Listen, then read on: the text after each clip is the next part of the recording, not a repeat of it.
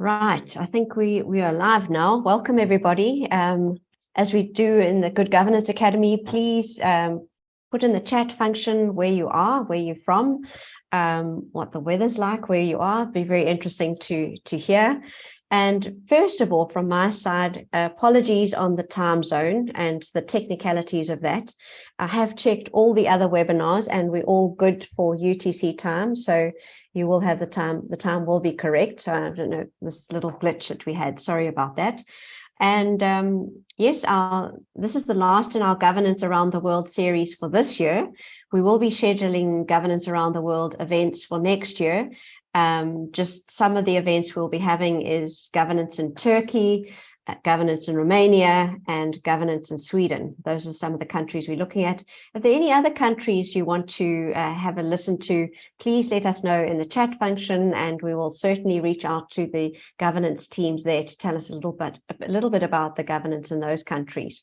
I see that we're almost up to time. We do have the Q&A function, and very nicely we have the emojis function. So if there's something that you like, please clap or do the shout out in the emojis, and we can just get some feedback from you online. It's equally as daunting to talk to no one. Yes, thanks for the emoji. To talk to no one than a blank screen, then from our side as well, and you obviously from your side. So if you are wanting to ask a question, let us know in the Q&A. Then we can distinguish between the chat function and actually asking a Q&A, a question. And if you want to ask your question live, that's also fine. So please let us know if you would like to ask your question live, and we will certainly promote you to be a panelist. But with no further ado, and I see that we have got people online, and again, apologies, not the numbers that we were expecting because I got the time wrong. But I would like to introduce you to Dr. Roger Barker and Chris Hodge from the Institute of Directors in the UK. And they're going to tell us all about the corporate governance in the UK. And more importantly, or not more importantly, but one of the important things is the future of corporate governance in the UK, because we have got lots of online posts and comments around what is happening with governance codes. So with that, I would like to introduce you to Roger and leave you to it. Thank you so much. Thank you very much, Caroline. And it's a real pleasure to be here today. Hello to you all. My name is Roger Barker. I'm Director of Policy and Corporate Governance at the Institute of Directors in the UK, and I'm joined by my colleague Chris Hodge, who is a Senior Advisor to the Centre for Corporate Governance, which is run by the IOD. We're very happy to give you a run through of what UK corporate governance is all about. And I think we're planning to do this through a mixture of talking about the kind of legal and regulatory frameworks which apply in the UK, and also interspersing that with a few recent high-profile case studies, which have been very influential in terms of how policy is developing and how, therefore, it's likely to move within the next few years. But let me turn, first of all, to Chris. Hello, Chris. And I'm just going to turn to you so that you can start off by laying out the foundations of UK corporate governance. Thanks, Roger. Hello, everyone. Nice to see you all, or at least be speaking to you all. And I recognise at least 2 or 3 familiar names in the list of participants. So it's good to know some old friends are out there listening. As Roger said, I'm a Senior Advisor to the Corporate Governance Centre at the IOD, which is something that was set up a couple of years ago to focus on, do some thought leadership and dig into some aspects of governance that perhaps haven't been explored in the extent that they might have done. We've recently published a report on the link between governance and innovation, and if anybody's interested in that, please just put the name in the chat and we can, via Caroline, I'm sure, send a copy of that to you. Previously, I was at the FRC, the Financial Reporting Council, who you can see on the slide there, and they're the regulator responsible for governance and investor stewardship. And for 10 years, up until 2014, I was in charge of the UK Corporate Governance Code and the Stewardship Code for investors, which I'll explain a little bit more about now. More recently, through some of the development banks, I've also worked in other countries to help them develop their national codes and reporting standards, usually in Eastern Europe. So it's been interesting for me to compare things that you perhaps take for granted as being part of the governance framework in your home country, you find don't work quite as well elsewhere, and this reinforces the view, which I'm sure comes through from these sessions that Carolyn organises, that while there are certain things in common, there are also distinctive national differences, and very good reasons for that as well. So, as Roger said, I'm going to start by talking a little bit about the legal framework. So I've got a fly buzzing around in front of my head. So if you can see my hands moving, that's the reason. And then the sort of basics of the common features of UK governance, as it has been until the last few years. At that point, I'll then hand over to Roger for the exciting case studies that he mentioned. So that's the glamorous bit of the presentation, and then we'll come back to some of the developments that have been happening in the last few years. We've kept those till the end because, in part, some of them have been inspired by the 2 case studies that Roger is going to talk about. So I think they're a useful context for talking about some of the recent changes. So getting onto the framework, I mean, we have, as I expect many of you have, as in your countries, a distinction between things that are in the law and things that are in codes and listing rules. As I said, primarily the director's duties are set out in law. There are some reporting requirements which are growing as governance and ESG and sustainability in particular become more prominent, and we'll talk about those a little bit later. The Financial Conduct Authorities are securities regulator, and it is a separate body to the Financial Reporting Council, which regulates governance, stewardship, accounting, and auditing. That split came about nearly 20 years ago now, when they first decided to set up an independent regulator for the audit and accounting profession. And it was decided at the time that the code belonged there rather than with the securities regulator. However, the listing rules, which in the UK are the responsibility of the securities regulator, not the stock exchange, which I think may be different to some other countries, do set out a requirement that if you have what's called a primary listing, which is the main market in London, then you need to comply or explain with the corporate governance code. And I'm sure I don't need for this audience to explain what comply or explain means. It's something that was first devised when the code was introduced here. We have apply and explain, or apply or explain in other jurisdictions. There are more detailed governance requirements set out in the other part of the FCA's rules for banks and large insurance companies. That's quite a distinction between the way in which this happens for other listed companies, in that there is a great deal of prescription about some of the governance aspects for that particular sector, given their importance to the economy and their systemic importance. But that isn't matched for other companies. And there's also they also regulate institutional investors, insurance companies, and so on. And they have the so-called conduct of business rules.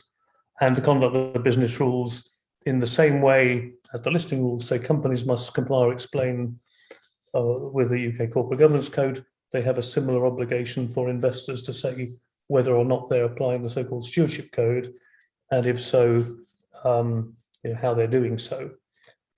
Moving on then to the third part of the main framework, the UK Corporate Governance Code, I've already mentioned. It was the first national code, narrowly beating the South African King Code, but those two between them have sort of for many years set the agenda. The UK code traditionally has been focused more on a narrower definition of governance in terms of the internal governance arrangements of the company, rather than the broader ESG agenda. It was very much a product of its circumstances, because it was brought about in response to a series of financial scandals here back in the late 80s and early 1990s. South Africa, obviously, the context behind in which the King Code came around was very different, and has that broader, has always had an element of what you could broadly call ESG involved in it. And certainly, as we'll say, our UK code is now heading in that direction much more explicitly as well.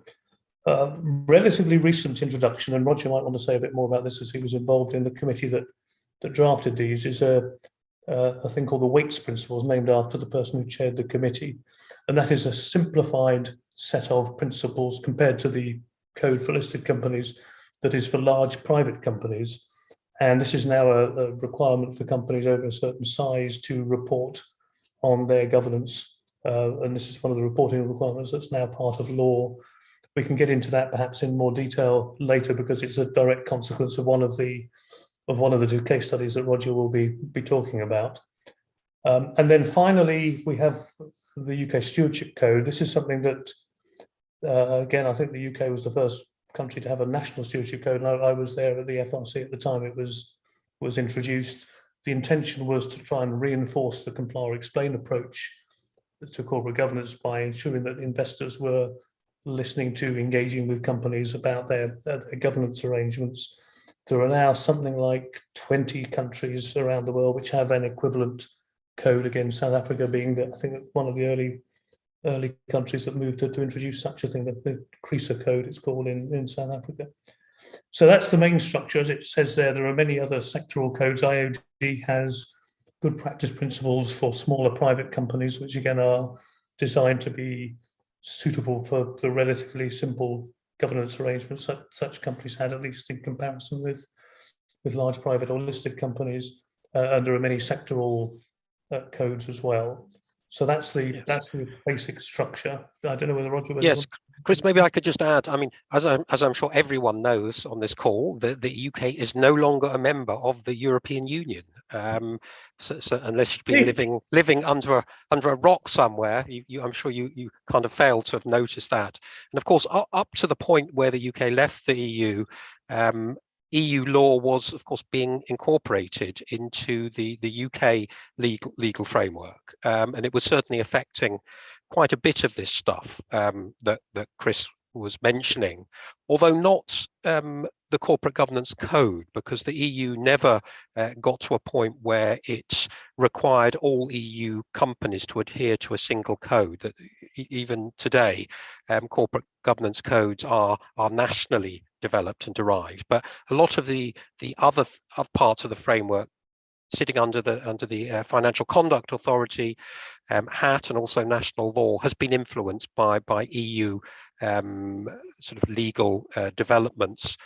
Although, of course, going forward now, we might start to see some divergence between the UK and the EU, and maybe Chris will have a bit more to say about that. But Chris, I'll just move you on to the next slide. Okay, no, that's a good connection, Roger, because the first point, well, the second bullet on this point is actually linked to that. I mean, a lot of the reporting requirements that are in UK law and have been retained in law were derived from European Union obligations, although so far, and we'll come back to this, that the government has decided to retain them. So there's a lot of detail around what they so-called non-financial reporting is the area. There is very little, though, even today, in the law itself, either from national or more EU law, which specifies the governance structures that a company has to have. As you'll see on the bullet below that, there is no requirement in law to have a particular structure of the board, a sort of one-tier or two-tier board, although certainly amongst listed companies and the majority of private companies, the common practice is the single-tier board. There's no requirement to have independent directors in law. There are currently no diversity requirements in the UK law either, at least in terms of board membership. The one area that is mentioned in law, and this is a European Union law, is the Audit Committee. So slightly, and there are requirements to have independent members on the Audit Committee, even though there's no requirements to have independent members on the board. So it's a slightly sort of odd situation where you've got a very loose framework in law, at least around the board, but you've got this quite precise requirement around the Audit Committee. Worth saying the first bullet is a bit of an oversimplification, and we'll come on to this later, and Roger is extremely well qualified to talk about this particular point. The wording in the law in the UK, in contrast to certainly many in the countries in the EU where the director's duties are to the company, in the UK law, it's defined as being to the members of the company. And what that has sometimes been interpreted as, and it's an active debate here at the moment, is that the interests of the shareholders must take primacy over the interests of other stakeholders, and sometimes even some would argue the long-term interests of the company. And this has become quite a source of friction. There are requirements in the UK law, which you might call subsidiary duties, which state in acting in the interests of the members of the company, you must take into account the interests of other stakeholders, such as the workforce, suppliers, local communities, the impact of the environment, these sort of things. But there is a view that because of the way the wording is framed, these haven't been given sufficient attention or sufficient weight sometimes by boards when making their decisions and judgments. As I say, this is a very active debate in the UK at the moment, so we'll come back to that in more detail later. The next set of bullets from independent directors downwards are primarily relating to to listed companies. And one thing that is unusual, I think it still may be unique, was something that was introduced to the UK code around about 10 years ago now. I ought to remember because I was there when it happened, which is that the directors of listed companies are put up for re-election every year. It's comply or explain, but everybody complies pretty much with this. In practice, it's not really had much of an impact. The thinking behind it was to try and make directors more accountable. It was when we were having one of our many regular worries about executive pay, which is a perennial issue in the UK, and it was felt that if the directors concerned, the chair of the remuneration committee, for example, felt more under pressure to meet shareholder expectations by being up for re-election every year, then they might be more responsive to shareholders' concerns. In practice, the UK, there's barely more than a handful of directors lose their seats across the whole of the UK listed sector every year. The vast majority of directors get back with 90+% support. And in terms of the way the company's organised, this, people are appointed on a 3-year term, subject to annual re-election. So the actual difference in practice is very little. Diversity, as it says there, there's no, unlike some European countries, there's no quotas at the moment, but the Corporate Governance Code does require companies to state what their levels of boardroom diversity are and what they're doing to increase them. And there are a number of business-led initiatives here promoting specifically gender and ethnic diversity, which have had some impact, although the people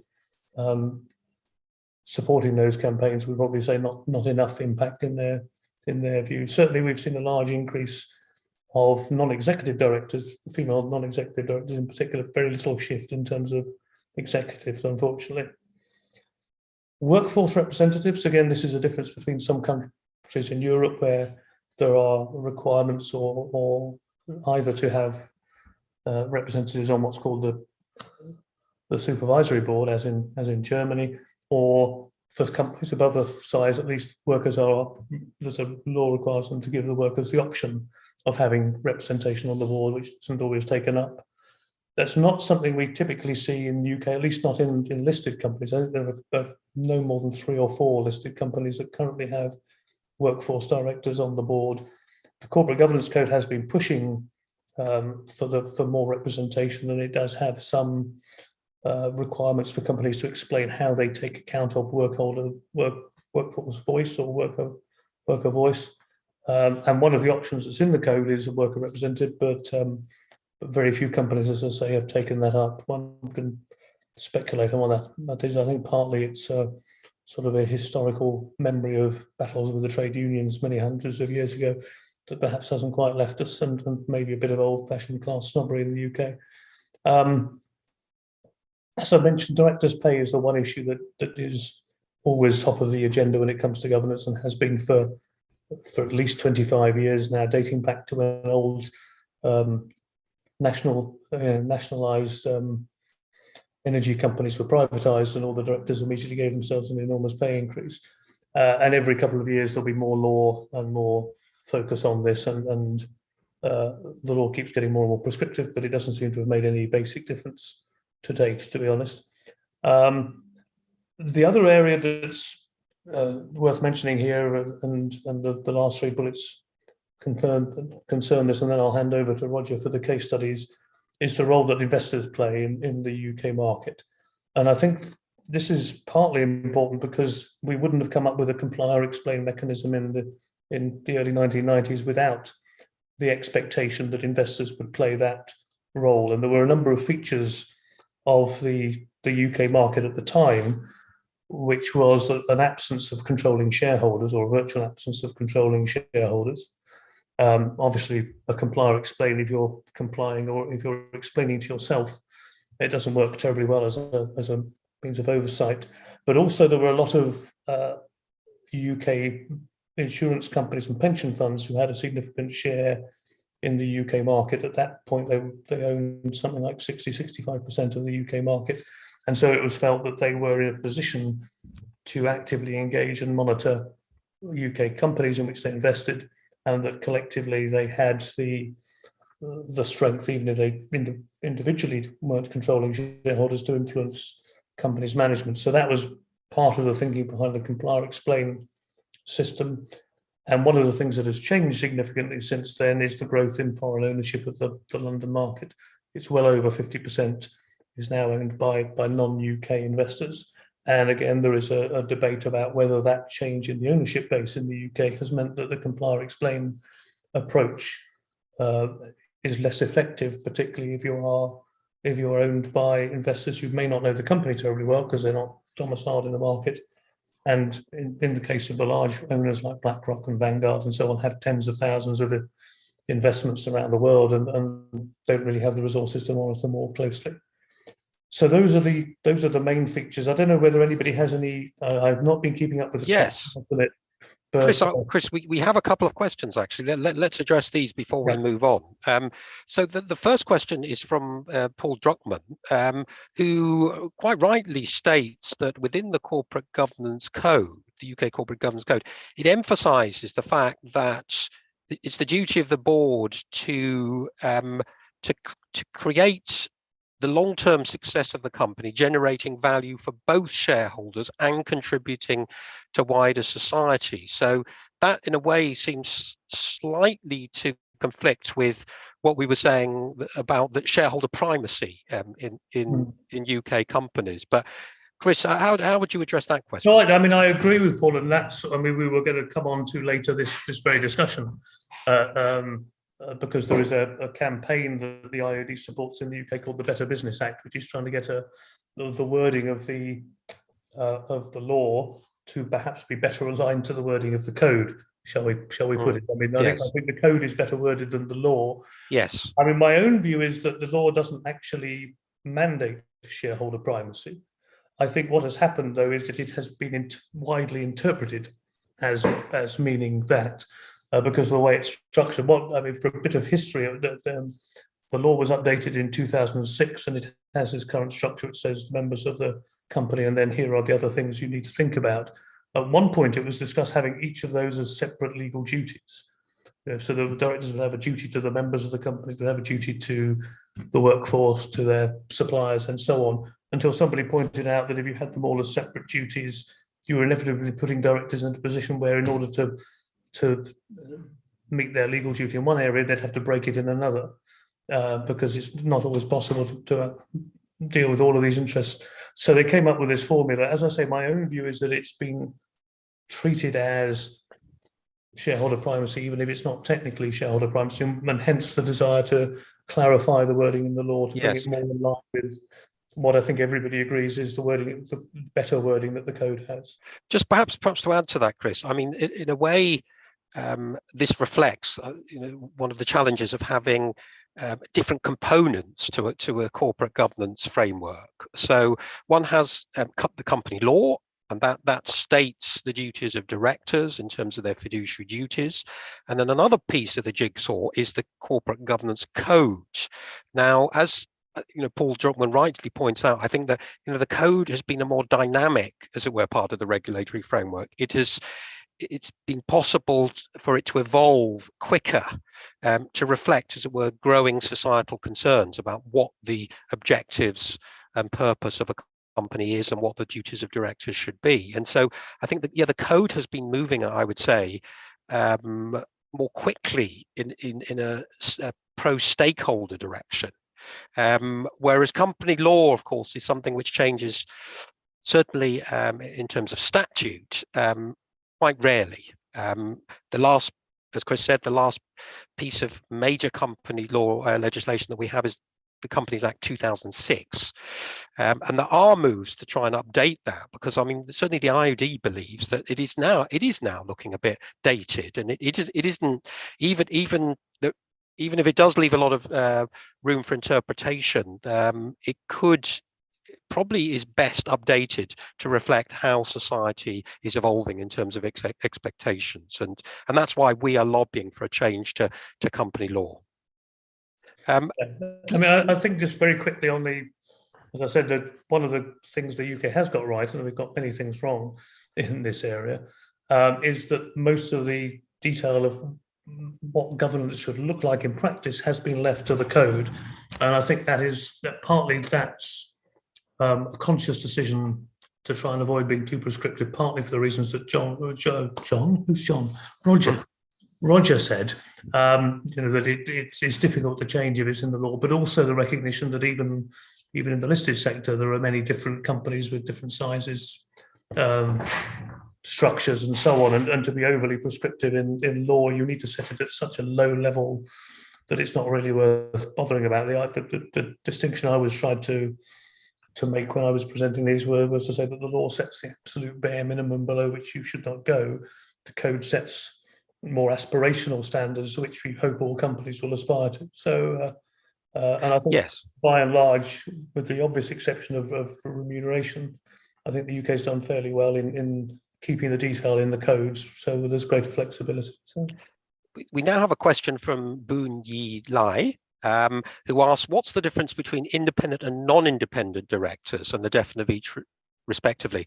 So there, I would point you to the UK Corporate Governance Code, because that's where the definition of director independence is stated in the UK. I know that that's something that can vary quite a bit between countries. So, for example, in the United States, the definition of independence will be found within the listing rules. But no, with the definition that we have within the UK Corporate Governance Code, there are it's a list of criteria for independence. Some of the highlights are that you mustn't have sat on the board for longer than 9 years.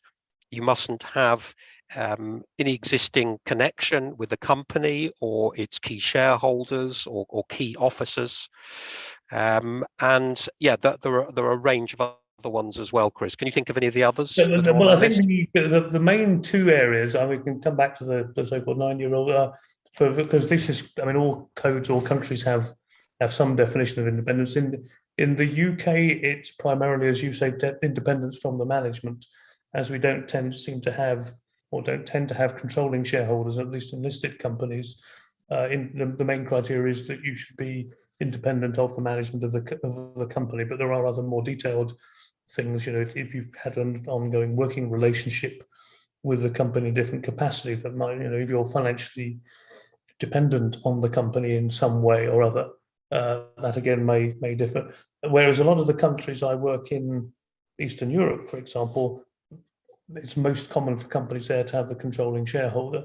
And in those circumstances, the primary purpose of an independent director is to have someone who isn't a representative of the controlling shareholder there to represent yes, minority shareholders. The most controversial bit of the UK definition is the one you mentioned, Roger, which is that it says that if you've been on the board over 9 years, you're no longer considered to be independent. Now, every director you meet who's been there 10 years thinks this is outrageous, and they are at least as independent as they were on day one. And it is a fairly blunt instrument.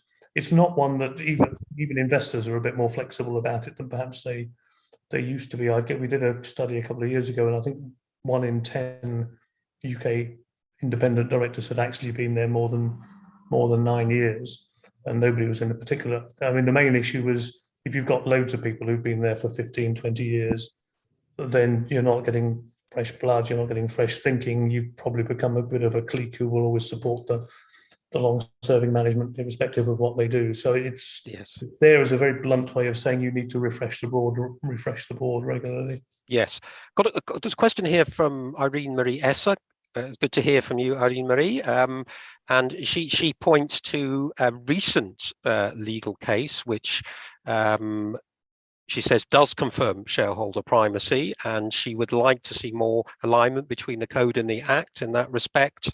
And also for the Act to allow incorporation of corporate purpose, not to hinder it. And so, yes, as Irene Marie, that's exactly what we are, along with many others, advocating for through the Better Business Act campaign.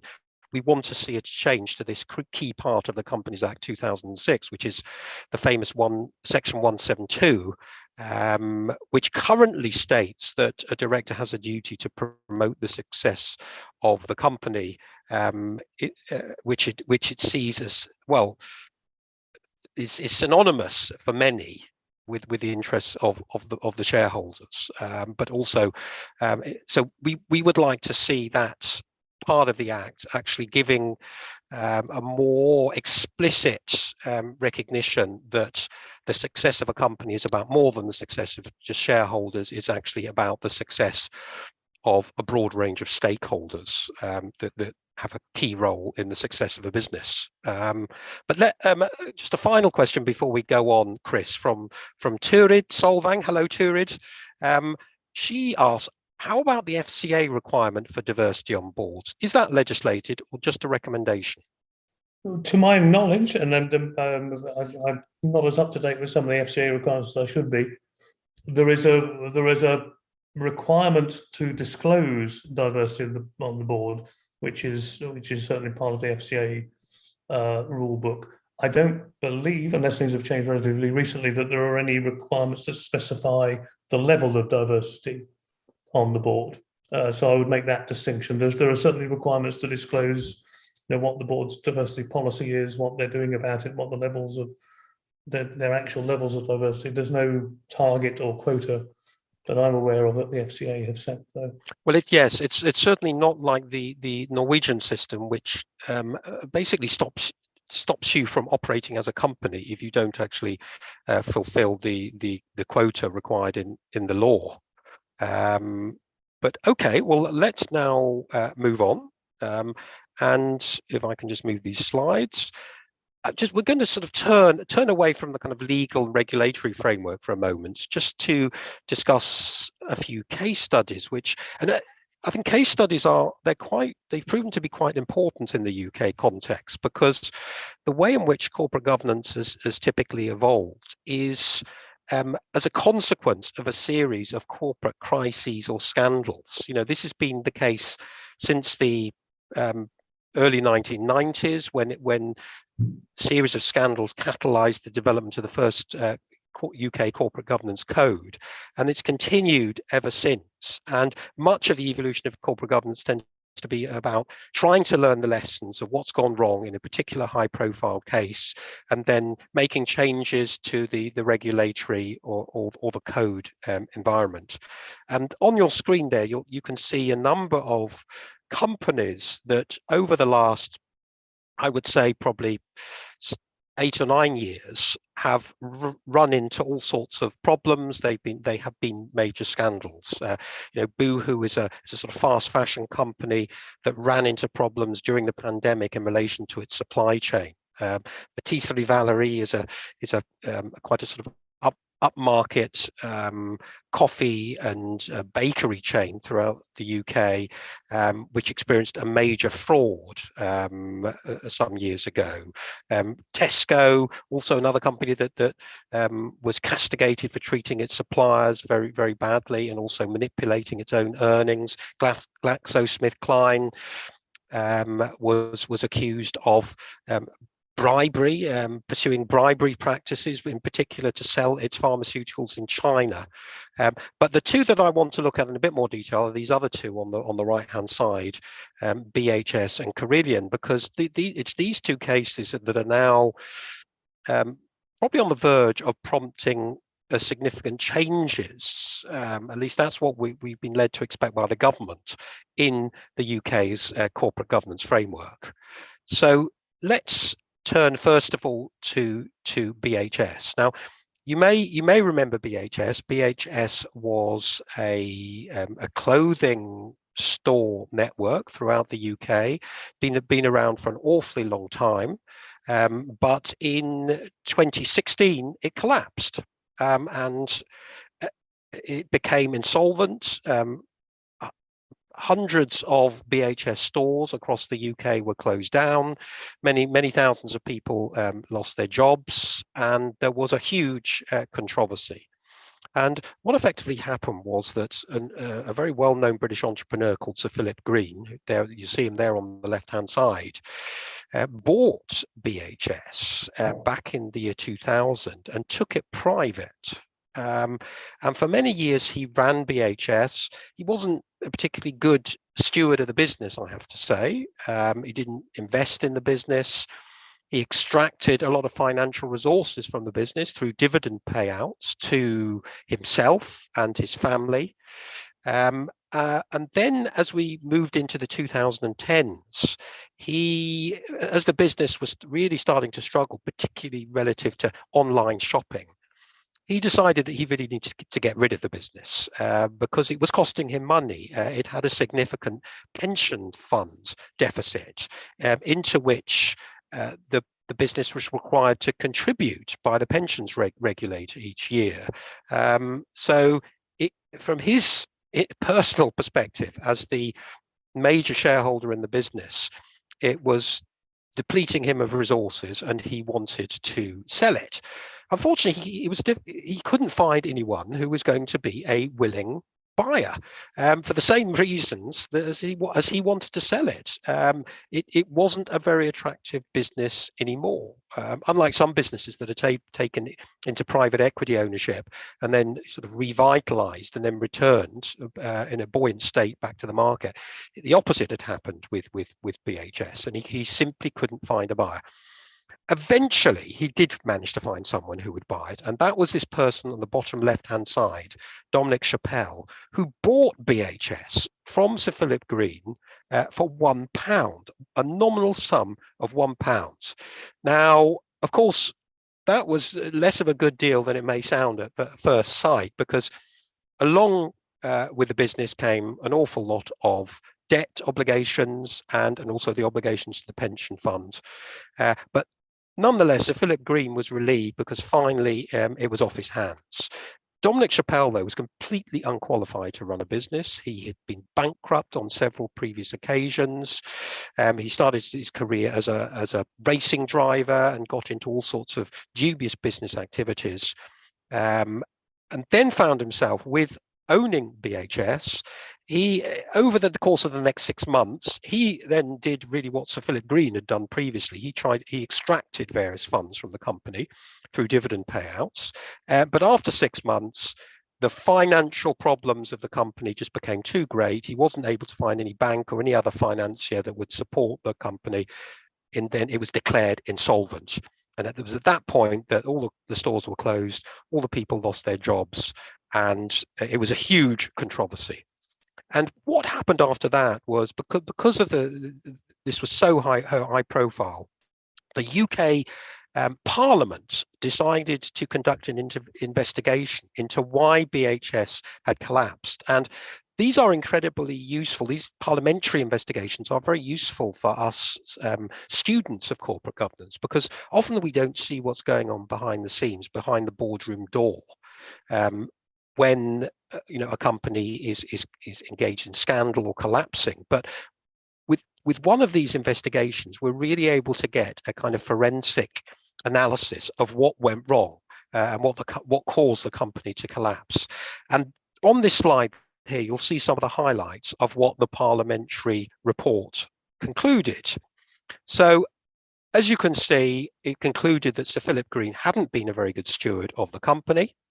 That he had conducted all sorts of dubious transactions to extract value from the company, the board of the Tavata Group, which was the private equity vehicle which ultimately owned BHS, Lord Grabiner, was nothing more than a token head of the board.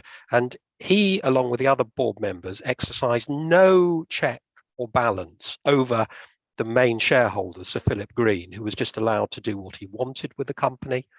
So this was a classic example of the sort of bad old days of corporate governance, where boards were just appointed based on how they would look to the outside world, and the kind of vestige of respectability that they would provide to the outside world. So he was heavily criticised, and then of course the person to whom Sir Philip Green sold the company was hugely criticised. I suppose at the end of the day, Sir Philip Green probably thought that because he'd got BHS off his hands, that he would no longer be blamed for anything bad that subsequently happened to it. But unfortunately, that didn't prove to be the case. The blame remained very much at his door, and he was heavily criticised by this report. So that was the first of these two case studies in 2016. Let me now just go on to our next case study, which happened 2 years later in 2018, just before the financial crisis. And this was the collapse of a company called Carillion. Now, Carillion was actually was a huge outsourcing company that really had established itself as sort of an outsourcing partner, in particular for the UK government, to provide the kind of public services such as running school meals, building hospitals, running facilities for government activities, which the government didn't no longer wished to pursue and undertake itself, and which it preferred to outsource to the, in inverted commas, more effective private sector.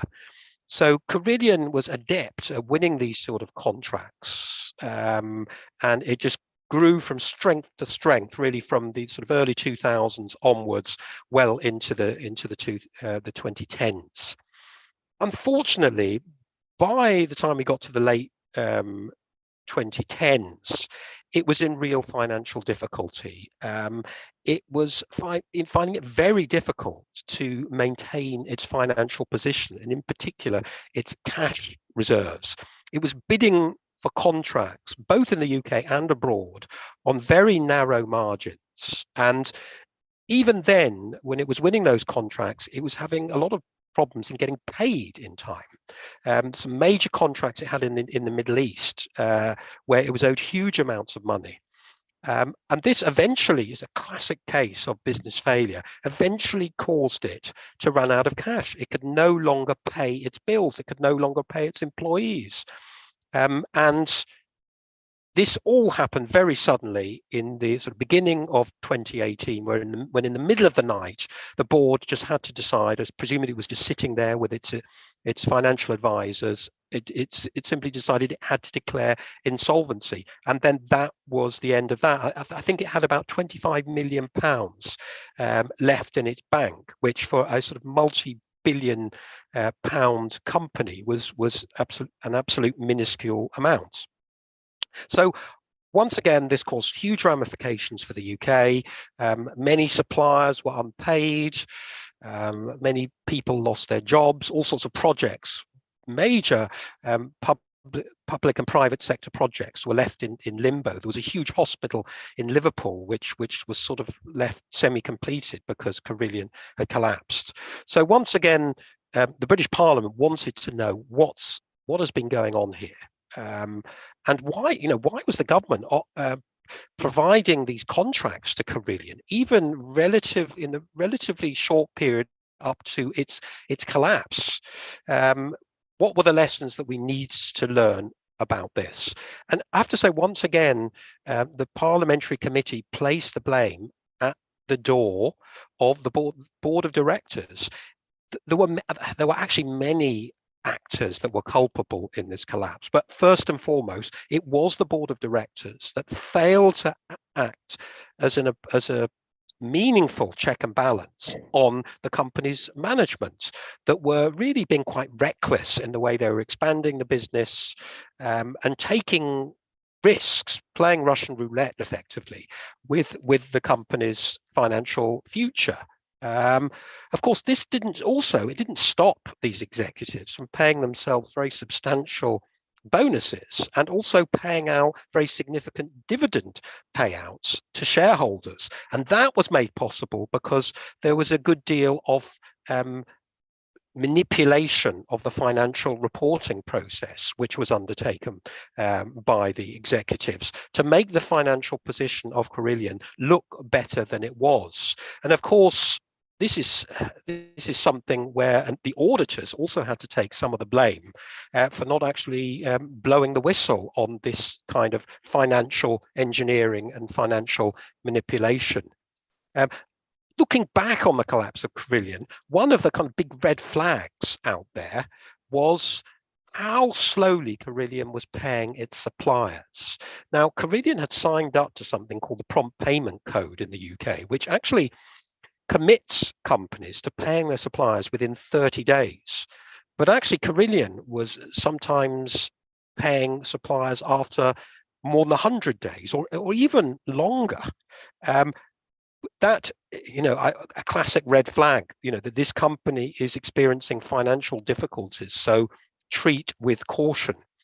The auditors of Carillion, of course, were found to be at fault in not actually really doing what we all expect auditors to do, which is to provide assurance that the corporate reporting that the company is doing is robust and reasonable.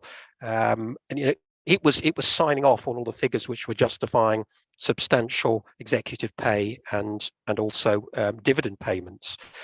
And the regulators in the UK also came in for a lot of criticism. The fact the Financial Reporting Council that oversees the auditing in the UK really was blamed alongside the auditor for really failing to have in place a sufficiently robust audit regime. And the pensions regulator was blamed because, in theory, if a company is running a pensions fund's deficit, as Carillion was, the pension regulator should insist that the company injects funds into the pension scheme to remedy that. And it wasn't doing that. It was letting Carillion off the hook again and again. So, this was, I suppose, the feeling that came out of this was that these two cases, BHS and Carillion, represented some major failings on behalf of the overall framework of UK corporate governance. And that has motivated the government to come forward with proposals for significant reforms of how a variety of the elements of the system operate. And perhaps, Chris, will come on to what some of those reforms are just in due course. Back to you. Yes, I mean, the moot question at the moment is whether we're going to see those reforms. As Roger said, some of them have come through already. The bullet point, that's the fifth one down there that we've mentioned already, large private companies being required by law to report on their governance arrangements, is the one thing that has happened as a direct consequence of BHS. Prior to that, it was only listed companies that were expected to report publicly through a combination of the law, the listing rules, and the code. And it's linked a bit to the point we were talking about around whether it's shareholder primacy or not, because rightly or wrongly, the view prior to these changes in the law a few years ago was that if the board is accountable to the shareholders, then if you are a private company where the shareholders will by and large be represented directly on the board, there is no need for public accountability as well. And I think that what has changed is, from the case of BHS, the recognition that a large private company is just as capable of damaging the lives of their employees, pensioners, suppliers, and so on as a large private company. And so that the distinction didn't really make any sense, it was felt, to say that you don't need to be accountable publicly for how you govern your company. So that's come in. A lot of the other things that Roger has talked about in both cases, the accountability of the auditors, and the board of directors, to suppliers and others have been built up as part of a package of changes that we are told will be coming forward. There were a number of reviews undertaken following Carillion into the effectiveness of the various regulators and so on. This has been promised for some time now. You may have noticed, as well as noticing that we're no longer in the EU, that we've been having a few, what's the polite way of putting it, a few fun and games, shall we say, with our political leadership over the last couple of years, which has slightly got in the way of making progress on these things. And there's been a fair bit of regulatory schizophrenia, I think, or at least political schizophrenia. On the one hand, they recognise the need to strengthen the law in relation to auditing and some of the things that came out of Carillion in particular, and there are proposals on the books ready to go. On the other hand, there is a keenness to position themselves post-Brexit as being less regulatory and less burdens on business and so on. And so there's a bit of a tension in political circles at the moment. So we don't know quite what will be coming out there. And that's so I've lost my thread, Roger. Do you want to take over at that point? Yes, no, absolutely. You know, of course, the other big change which is really making its impact felt in the UK relates to how companies address climate change. And what we've actually seen is that mandatory climate change reporting using the TCFD framework, so that's the Task Force on Climate Related Financial Disclosures, their framework for climate change risk reporting, that's been introduced and is now a requirement for listed and large private companies. I think, I mean, other things on that list, yeah, you know, we see within the Corporate Governance Code, as I said before, an increasing recognition of the company's role in society, and that the companies need to be a good corporate citizen. You know, companies have to report their gender pay gap nowadays. They have to report the ratio of CEO pay to workforce pay. So that is all, I think. I think we'll see more of that actually in likely future changes to the UK Corporate Governance Code, which I think, Chris, if I'm right, I don't know what your old colleagues at the FRC think, but I'm anticipating we're going to see another revision of the code next year, probably. They have said there will be a revision. They haven't given a lot away as to what they will be looking at, other than the areas where they don't think companies are doing well enough at the moment. So you can read into that what you will. But the point about fairness, I think, Roger, is that you just made the link there, which has been an interesting development. Does link, I think, very much to the S in the ESG. You know, taking better care of the workforce, taking more interest in the workforce than perhaps has been the case previously. And certainly, as you say, the boards, the ESG, as opposed to just governance, is now very much a big part of their agenda. I've been talking to a lot of companies recently in relation to some other project, and many of them have said to us, 5 years ago, say, if you had an investor roadshow or the board agenda, you might have a little bit of time on sustainability or environmental issues right at the end, but it was very much last on the list, whereas it's much higher up the agenda for the boards, and only partly because of regulatory pressure, but partly as a recognition that they really need to address these if they themselves are going to be sustainable. But also for investors, and the point there about the stewardship code, it has linked to increased client demand for a lot of the big institutional investors for say, you need to be taking more interest in these issues when you're engaging with and investing in companies than perhaps investors have done in the past. I don't know, Carolyn, whether you've discussed some of the developments at European Union level in this forum before, but there are a number of pieces of legislation coming through there or already in place that impact on investors as much as they do on companies in terms of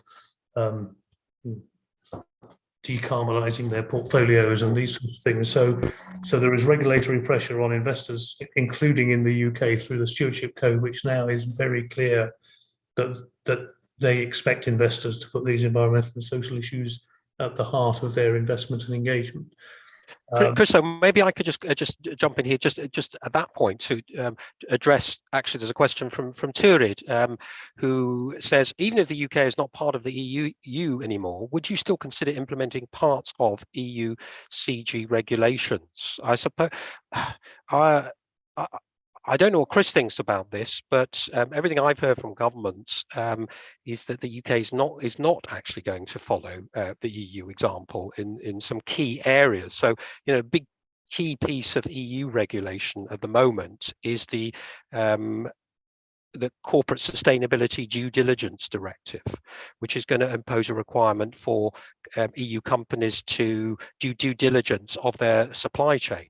The UK government said it's not going to implement something similar in that respect, which, in my view, is a problem. But we'll start to see some divergence. Yeah, no, I think that's right. I mean, politically, I think it's very difficult to see that happening, at least in the short term.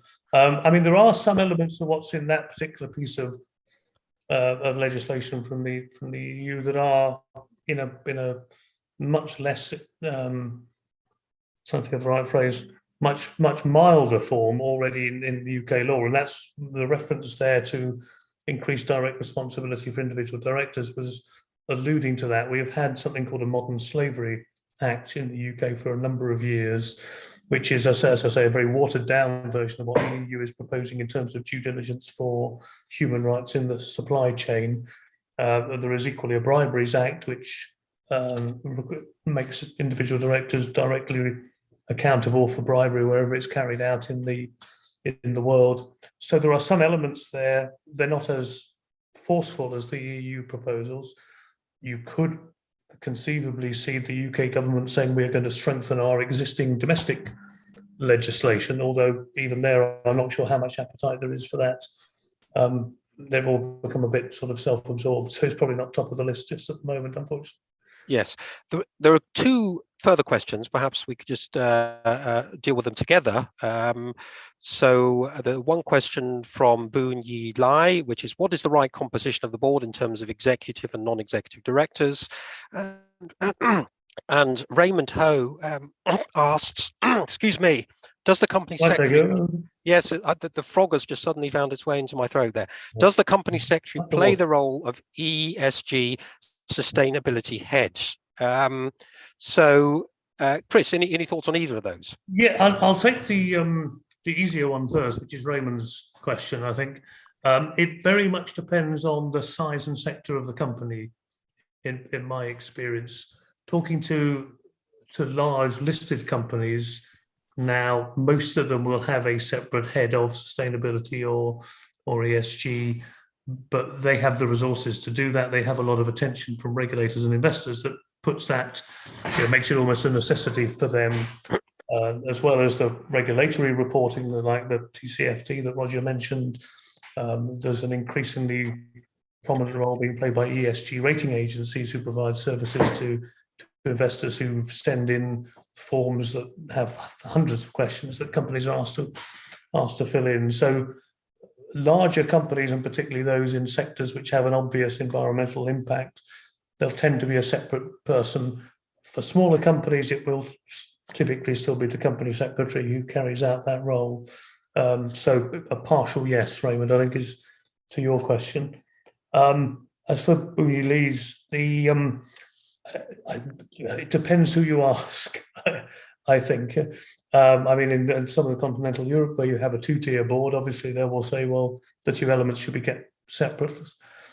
In terms of the UK, in listed companies, the practice, and I'm not saying that this is the right practice, the practice is that typically you will have the CEO and the CFO on the board, and it's quite unusual to have any other executive directors there. And as I say, there are pros and cons to this. One of the perceived disadvantages of this is that there's less direct engagement with other members of the senior management team for the non-executives to build relationships with and establish the capabilities of the senior management team.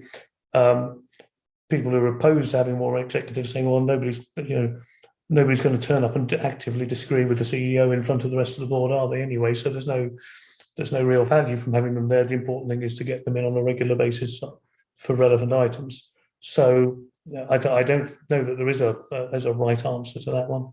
Yeah. Well, thank you, Chris. Carolyn, I think we've run out of time. I've just put up some information about the Institute of Directors, and this is where you can find us online. So I think we will round it up there, and back over to you, Carolyn. I can very quickly answer the last question, Roger. Lovely. Okay. Yes, please do. At the moment, nobody does, but regulators are hot on this at the moment. ICAEW, who's the International Organisation of Security Regulators, have got some work going in the UK. The securities regulators just announced that they're putting in a mandatory code of conduct for ESG rating agencies. It's a big issue at the moment because there's a lot of reliability placed on the ratings they provide, and there's a lot of lack of clarity, to be kind, about their methodologies and the data that they use. Thank you, Chris. I think this has been incredibly informative. So if one can join and use the emojis, the reactions down there, and give a round of applause to Roger and Chris, that would be fantastic. Thank you very much both for coming online with us today and giving us some deep insight. It's been fantastic. As I said, next year we're going to have some more webinars on the Governance Around the World series. The presentation itself is available on the event page already. The video is available there as well for anyone who wants to see. They will remain on the event page. And join us next year for more of our Governance Around the World events. And just a heads up, we've got the net zero guidelines, the ISO net zero guidelines that we are talking about on Thursday. So please join us for that and register on the GGA website. Thanks everyone for joining us. It's been a great pleasure. Thanks, Roger. Thanks, Chris. Thanks, Cheers, everyone. Thanks, everyone. Thank you.